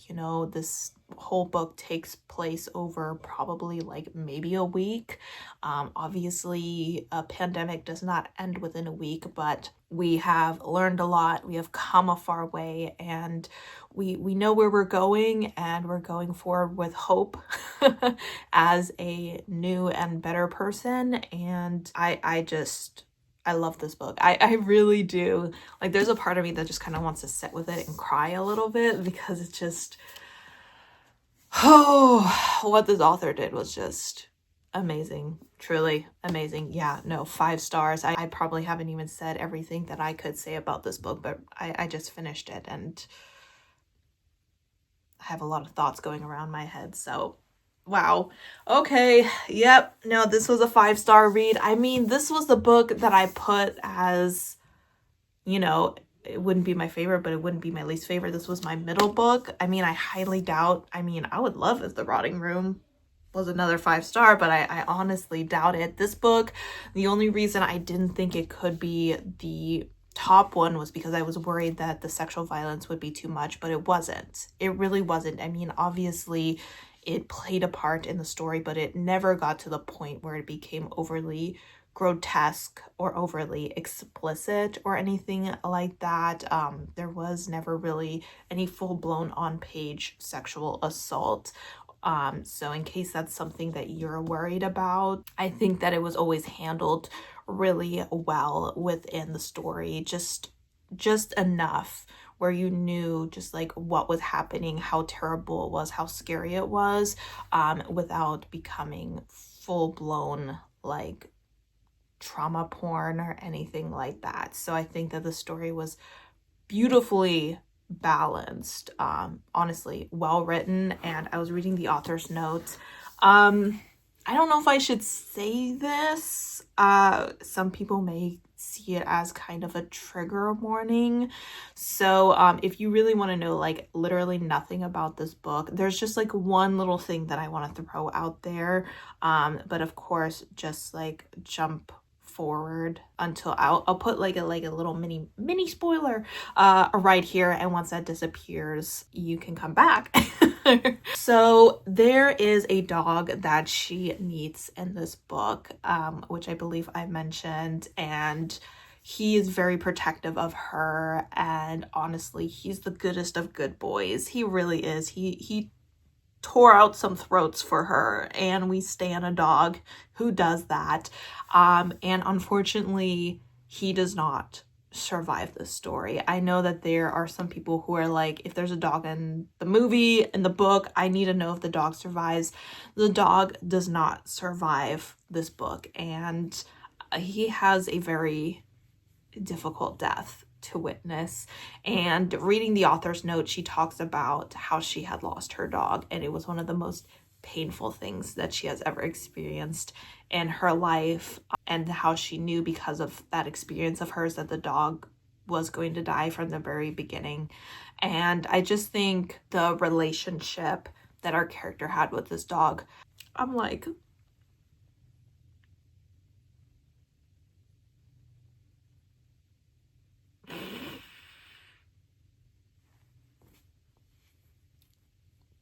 oh my gosh.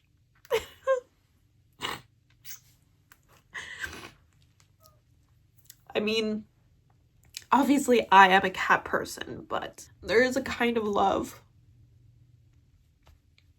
that you can only experience with a pet.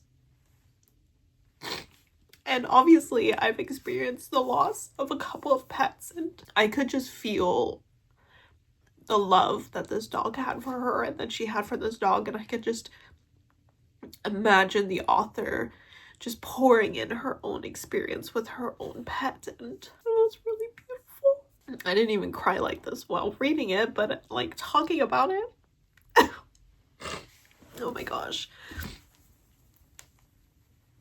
Okay, we're fine. Everything's fine. If you skip that part because I was talking about spoilers, you're like, wait, why are you crying now? Sorry guys. Yeah, no, she said that she wrote this book over like 10 years, and I can tell that she put a lot into the story. And honestly, I want to thank her, because I feel like with everything that's going on, that there's probably so many people who feel what our characters went through, who feel that daily fear, that daily threat to their life, to their safety, who are feeling these converging forces just coming at them from all angles, trying to harm them, to destroy them, to kill them. And I just feel like this book embodies all of it. All of the chaos and hate and fear that we are experiencing on a day-to-day basis. I just wish that everyone would read this book and take away from it what I did. So anyway, I was not expecting to start crying while I was doing that review. But that is a wrap on that. And we are gonna go into the next book. It is nighttime. It is Saturday. I probably won't do any more reading tonight because I think I just need a moment. The next book we'll obviously be going into is The Rotting Room. This will be our final read. This is the one I expected to like the most, but considering the emotional impact that this book has had on me, that's probably not going to happen, but hopefully I still have a good time with it. This one is following a woman with a bit of a troubled past, I believe, and she goes to, I believe it's a convent. I haven't read the synopsis for a while, so of course I'll probably let you know once I've gotten a little ways into it a bit more what is going on. But from what I remember, while she's there, a visitor comes and ends up passing away while they are there, and their body doesn't decompose really, or it kind of stays pristine. And this is apparently what happens to saints, and so a lot of the people there think that this visitor is a saint, and our character suspects that's not the case. And I believe she starts working with a priest to kind of try to figure out what exactly is going on, because she suspects it's something a little bit darker. So I'm excited to get into that. That book is on my Kindle, so I'm going to go ahead and make sure my Kindle is charged because I haven't read from it for a little while, and we will go ahead and start that tomorrow. And tonight we just wallow. So all right, guys. I will go ahead and check in with you once again about the first 50 or so pages into The Rotting Room.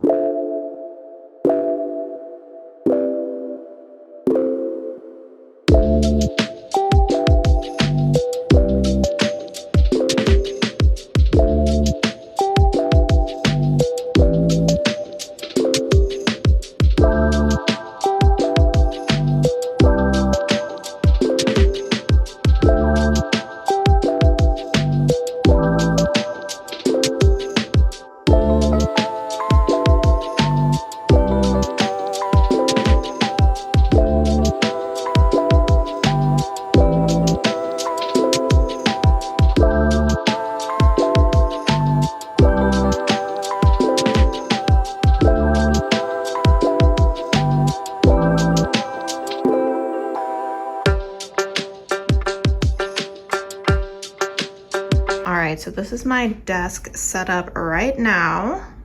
We want a little bit of a before, and we are about to set up a new keyboard because I have a little, I don't even know what it's called, like a little stand for my laptop so that it's more at eye level, because I get a lot of neck and upper back pain because I have to look down at my laptop for a good portion of the day. So we have the little stand, the keyboard, because obviously when this is raised up, the laptop is raised up, I can't use that keyboard anymore. And then I also got a wireless mouse. So we're gonna go ahead and set that all up, and hopefully it all fits. And tomorrow on Monday morning, I guess I will get my first little jab at it, and we'll adjust as we need to. This is the stand I got. I like this one because you can swivel it, so it has a little bit more mobility, movement to it. Then I got just like a plain little mouse, and this is my keyboard. I've never bought a keyboard before. Whoops, I just broke the box, so hopefully I don't need to return that. All right, now that I've messily opened that, here is the keyboard. As you can see, she is lavender. Whee! We're doing this one-handed, which is not going very well. All right, we're gonna slip her out of her clothes here. Awooga, look at that. Oh, I really like that. All right, hopefully this works out. Let's see. It's got a good sound to it. I'm gonna be a clickety-clacker.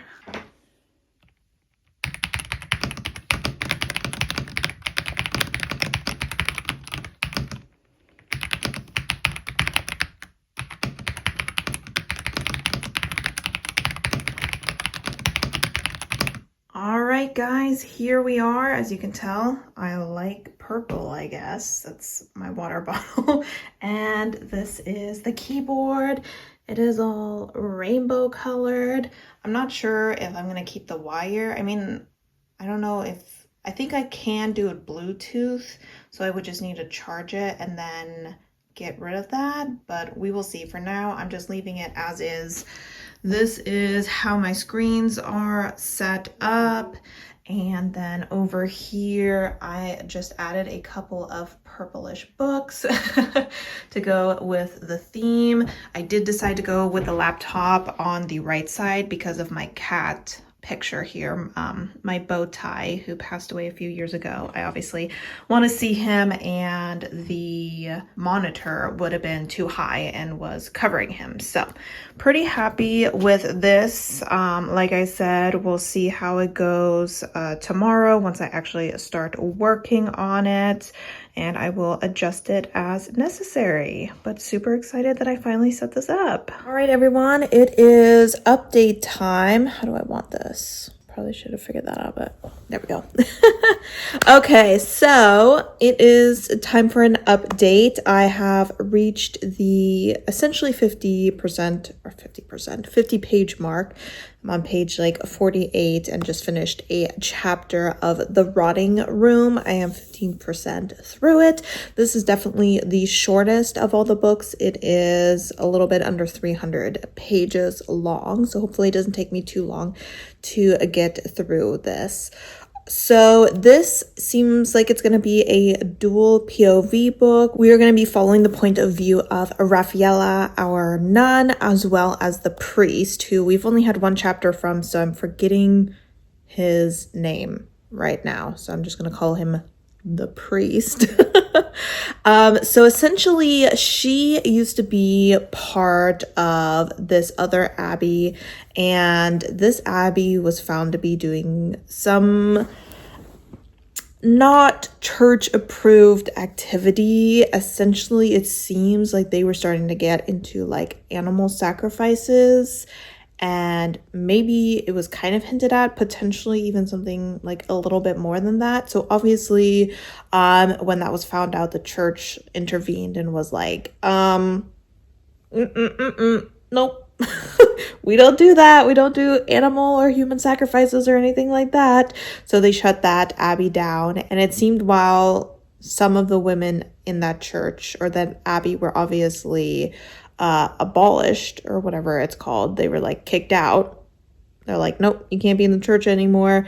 Our character was still young enough, and I guess you could almost say like naive enough, that she was sent to another abbey, and she is now here at this new one, and she's just kind of trying to find her place and kind of put that traumatic experience in the past. And the one thing I will say is, I feel like she is someone who doubts herself to a detrimental amount. And she's talked a little bit about some stuff that has happened in her past that might have led to this character flaw. But essentially, she gets to this abbey and she's like, things are like a little bit weird. They have this room where when one of the nuns die, they set them out so that they can like decompose in this room, and they like collect all the liquids from the body, and you can go in there and like pray that they get to heaven and everything like that. And she was like, that's kind of not anything I've ever heard about before. Seems a little bit weird. And they like sometimes abbeys sell like little trinkets, or her old abbey used to sell like little almond cookies. They sell these like glass bottles of this like greenish brown liquid, and she's like, that's not like what you got from the corpse, right? Like I don't really know what's going on here. However, she's like, you know what, it's not my place, because I'm just not a good judge of what's right and wrong because of what I did at the other abbey. And I was like, what you did at the other abbey was say, this seems wrong, but I'm gonna follow the lead of the head nun instead of being like, no, I shouldn't be doing this. So she's like repeating the mistake that she made because she doesn't trust her own judgment, that she keeps relying on other people, despite the fact that her judgment is being like, something is not right. So I have a feeling that she is gonna have to figure out how to kind of think for herself, essentially, throughout this book, as things get a little bit sketchier and sketchier. And then on top of that, we are following the priest. And like I said, we've only had one chapter from him, and he is relatively young. He, I think, mentioned he was about 30 years old, and he doesn't like going to this abbey. He is a priest for the village that is near this abbey. And so every day he has to go to the abbey so that he can perform their mass, because he's the closest priest. And because of this decomposition room that they have, it always smells really sweet and rotting there. And I don't think he knows about the decomposition room or anything, but he's like, there's something about the smell. Like every time I approach this place, it fills me with like absolute dread. And he's like, I can't think that this is a holy place and everything. But like even he is like, I don't know, there's something wrong with this place. Like I just don't feel like quite right being here. And he talked a little bit about his past as well, kind of started a story about a childhood event that really impacted him, but we didn't get to see the end of that. So I'm interested to see where that story goes. On top of that, I did mention that I didn't think that this was a romance. At least I mentioned it when I was talking about when I did my TBR video. I don't know if I mentioned it in this video, but it is very clear like that he saw Raphaelia for the first time and was just like what a beauty, you know, like he instantly felt like an attraction to her and is like, okay, whoa, I haven't felt that for like years or anything. And so he is very interested in her from the very beginning. And she herself had like a bit of a reaction to seeing him the first time, where she was like, oh my gosh, this is the most beautiful man I've ever seen. But she like quickly shut that down as well, and was like, nope, can't have those kind of thoughts or anything. So I wonder if maybe there is gonna be some sort of a romance, or at least some sort of forbidden feelings that are going on between the two of them. But that being said, so far the reading is going relatively quickly. There hasn't been like too much that's happened. I think right now the story has very much set up how the day-to-day life in the abbey is run, as well as told us a little bit about the past of our characters, as well as like introducing them to each other for the first time. So I will probably go ahead and do some more reading. It is almost 4:00 here on Sunday, and I don't really have any other plans for the day. I'm thinking I'm gonna go ahead and go in between reading and doing some editing, just so that I don't have to do as much of that throughout the week or anything like that. That being said, as usual, I'll probably go ahead and check in with you once I am at the 50% mark of this book, which should be around page 140 245 because I think there are 290 pages in this book. So that's probably around the point where I will go ahead and check in with you. But that being said, I do hope that the guest that is talked about in the synopsis shows up so we can really dive into the meat and potatoes of this story. And I will talk to you guys later.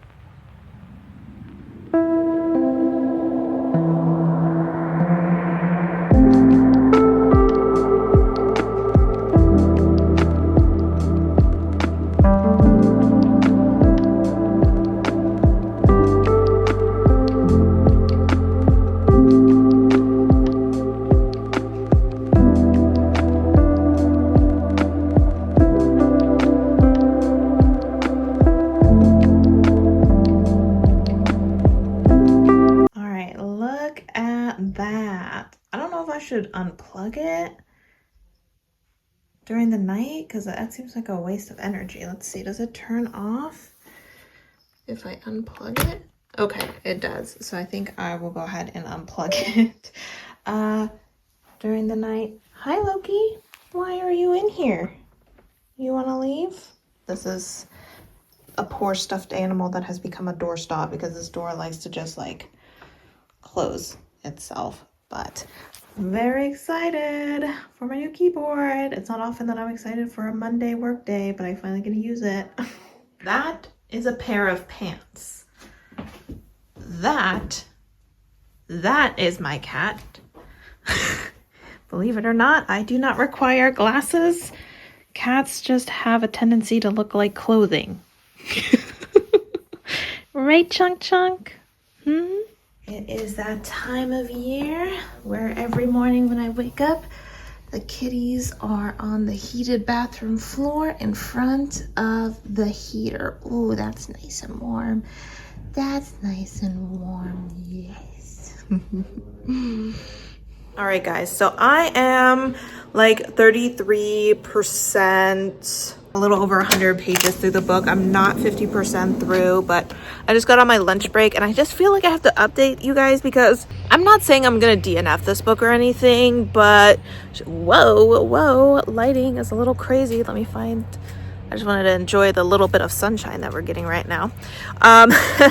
The story is just a little bit repetitive. I feel like we are going again and again with our character being like, oh my gosh, I can't trust what I'm seeing. I can't trust my judgment. I can't trust me.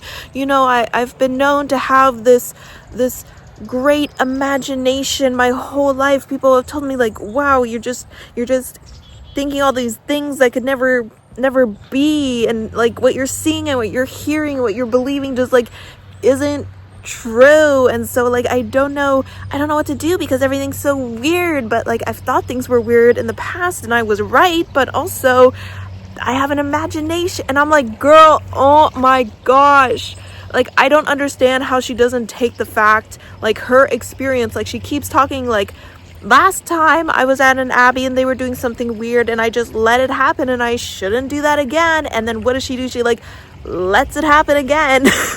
It's like she has spent her entire life being gaslit by everyone around her. Like, I'm not even joking. I'm like, you have been gaslit your entire life. Sorry if you can hear the trash man. The trash man is here. And I'm like, I'm not even joking. And she has like literal zero idea like what is going on. She's just like, I don't know what's going on. I don't know what's real and what's my own imagination and everything. And it's like she in a way is an unreliable narrator, but I feel like we as a reader know that what she's seeing is real.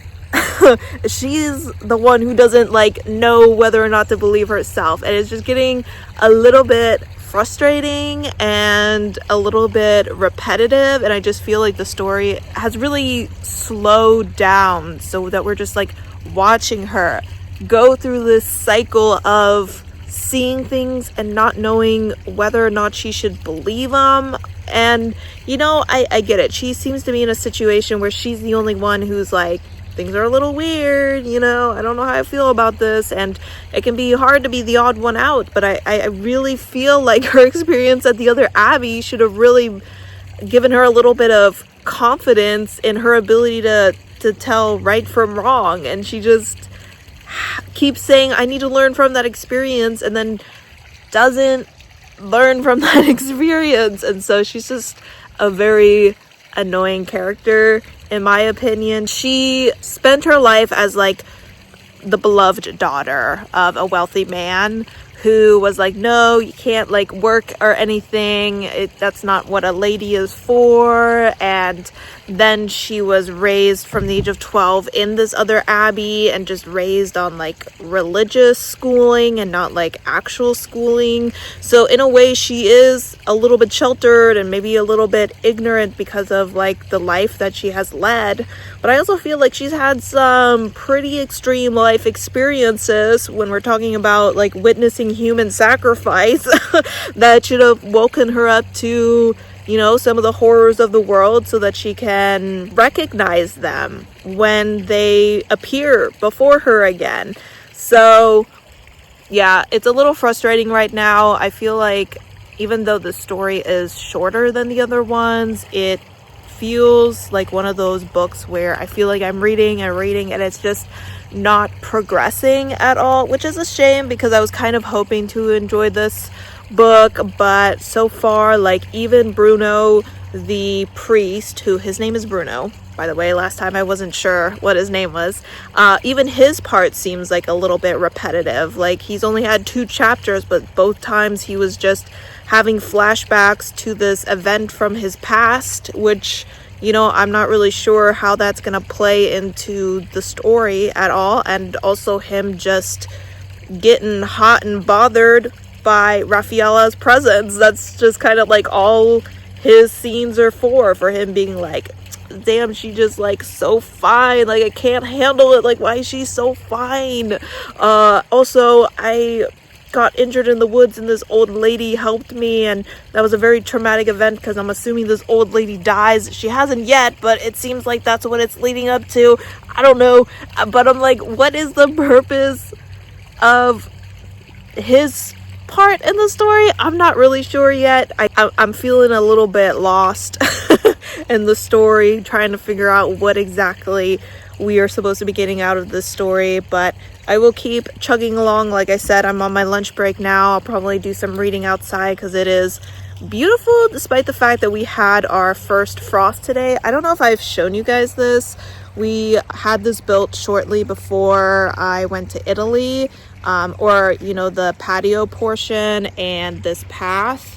And then while we were in Italy, someone came and put this together as well. So it's still kind of like in the process of being built and everything and being put together. Like we got new furniture in it, and it's got like this little guy right here is like a little fireplace, and it's supposed to have the fire table and everything.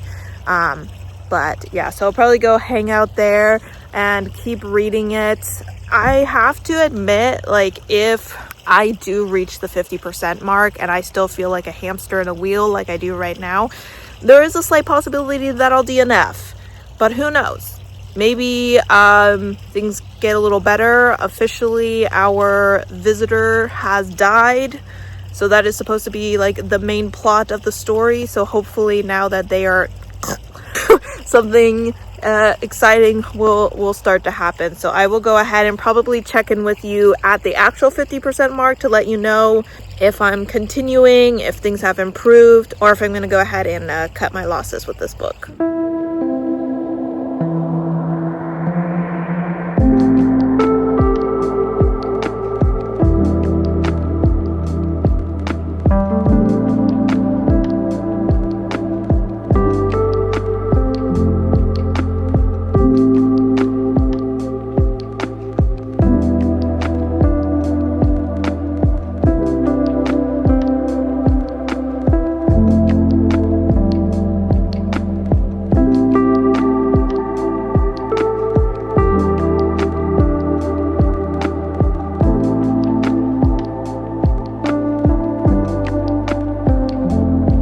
Guys, it is the same day. It is not long after, and I have reached 44% of the book. I'm on page 139, and I'm calling it quits.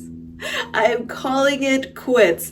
And what made me call it quits was we started a new chapter with Bruno, and the first sentence was like, ever since I laid eyes on Raffaella, I keep going back to my childhood. And I'm like, oh my gosh, I don't care about your childhood. I don't care about this event that happened in your childhood. Like, I genuinely don't understand why every time we're with this man, we are talking about his childhood. I mean, maybe it'll play some sort of role in the plot eventually, but so far it's just kind of like, look at these characters, they have like a lot of trauma in their past. I don't care about these characters. And I feel like I didn't realize how much I didn't care about these characters until I was like, you know what, if I have to hear one more sob story about their past, I'm gonna lose my mind. Oh my gosh, it just feels cheap. Like, the horror aspect of it just feels really cheap. Like, we have our character, she's a new nun at this abbey. I mean, she's not a new nun, but she's new to this abbey, and it's almost like she's getting mean girled by some of the other nuns, and this traveler who has died is like speaking to her, and it's like, your god's not here, and they're gonna take your blood, and you know what's in the bottles, don't you? And it's so it is not scary. It's just kind of lame. It's cheap. It's cheesy. And I just have so many books that I would rather be reading, and to think about wasting another moment reading this book when I have other great books that are waiting for me to read them, I can't do it. I can't do it. And it's pissing me off that I gave Amazon $5 for this book, because it was not worth it. It was not worth it at all. It is so boring. It is so surface level, flat. I was like, I kind of wanted to see if I could find some spoilers, so I looked up like other reviews. So far, I haven't found any spoilers. Someone said it doesn't have a happy ending. Nothing was worth it. Nothing was worth it. No one liked the characters. People were like, it was really boring. Nothing really happened. It was like really cheap. If you like cheesy, badly made nun movies, I guess you might like this one. And honestly, everything they were saying was what I was feeling. And I was like, well, if I'm agreeing with all the 1 stars, then I think it's safe to say that this book just isn't for me. So what the heck? I guess we are all done with that book. I might still see like if I can find any spoilers, but I won't look too hard because I don't care that much, to be honest. So let's review this vlog because it was an interesting ride. All right, so we started this vlog by reading The Starving Saints by Caitlin Sterling, and I ended up giving this 3 stars. It was a book that started off surprisingly strong for me and increased my expectations, because I was like, hey, you know, maybe the fact that not that many people like this, I'm gonna be the exception. The second half did definitely fall flat, primarily because it had some fever dream elements to it that I didn't really love. However, then we went ahead and picked up a book that is probably going to be one of my best books of the year. Like, I couldn't even talk about this book without crying. And that is American Rapture by C.G. Lead. This was a 10 out of 10 book. Exactly what I want when I read a religious horror story, when I read a pandemic story. Everything about this book, fantastic.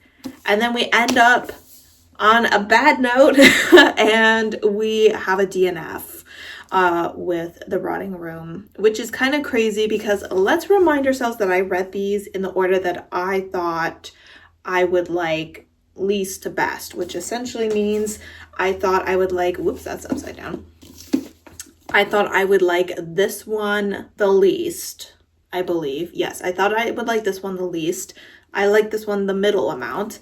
I thought I would like this one the middle amount in the middle.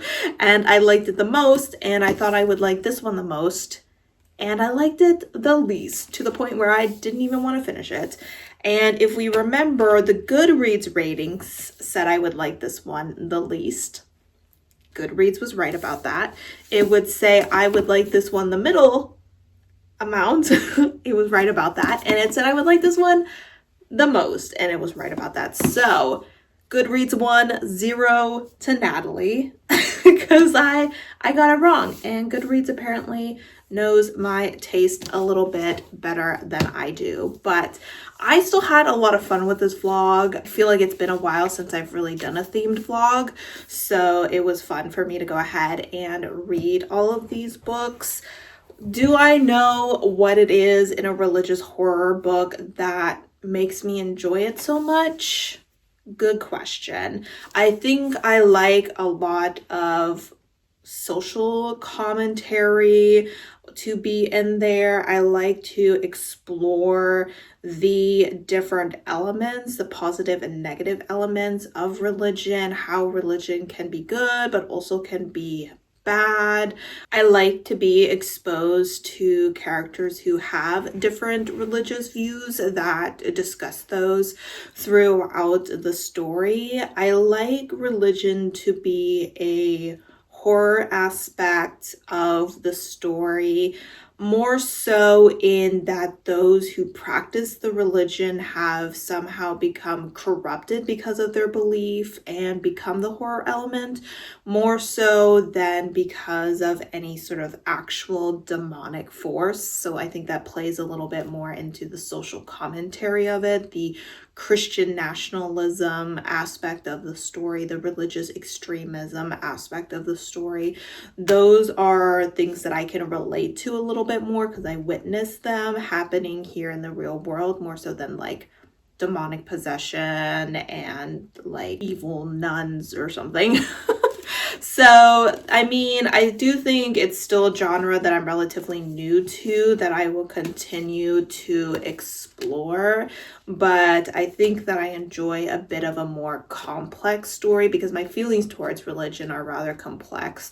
So I enjoy a more complex story when discussing that. So I had a good time with this vlog. I hope you guys did as well. I would love to know if you have read any of these books and what you thought of them. But as always, guys, thank you so much for supporting my channel by watching my videos, and I hope to see you next time. Bye!